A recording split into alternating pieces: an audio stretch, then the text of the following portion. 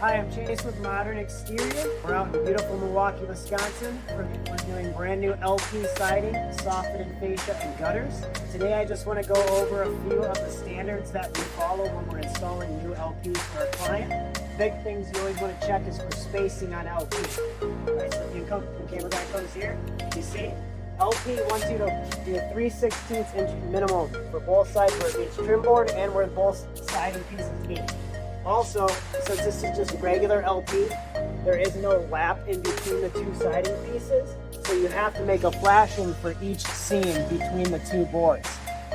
If it was expert finished, which is another line of LP, they come with a lap joint where you separate them together, there's a line that marks it, and you don't have to make a flashing.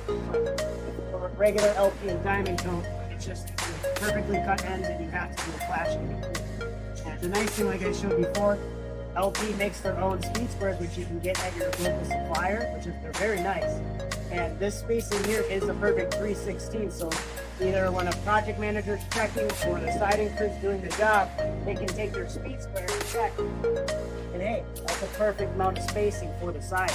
Reason 4, you don't want to go too tight, because if you go too tight with the siding, once it absorbs a lot of moisture over time, you'll get a buckling, which you don't want. Next we have is Z flashings.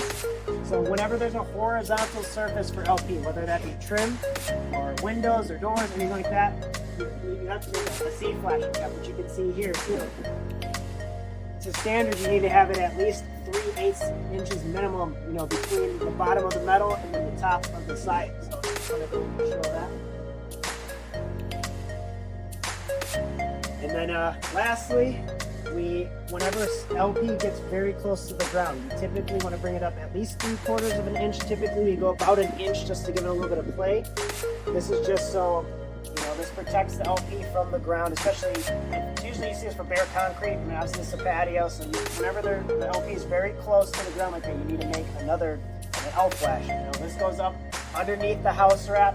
It gets Tyvek tape, gets Tyvek tape to the flashing itself. And then this flashing goes all the way across. It just protects the LP from absorbing moisture. And you have to leave a space, because if any water gets behind the siding, there's a place for it to escape.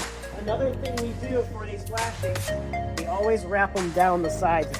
So you see it's a one continuous piece of metal that wraps down all the way down past the siding here. So as if any water gets in here, there's no way it can get behind the siding. It continuously flows to the ground.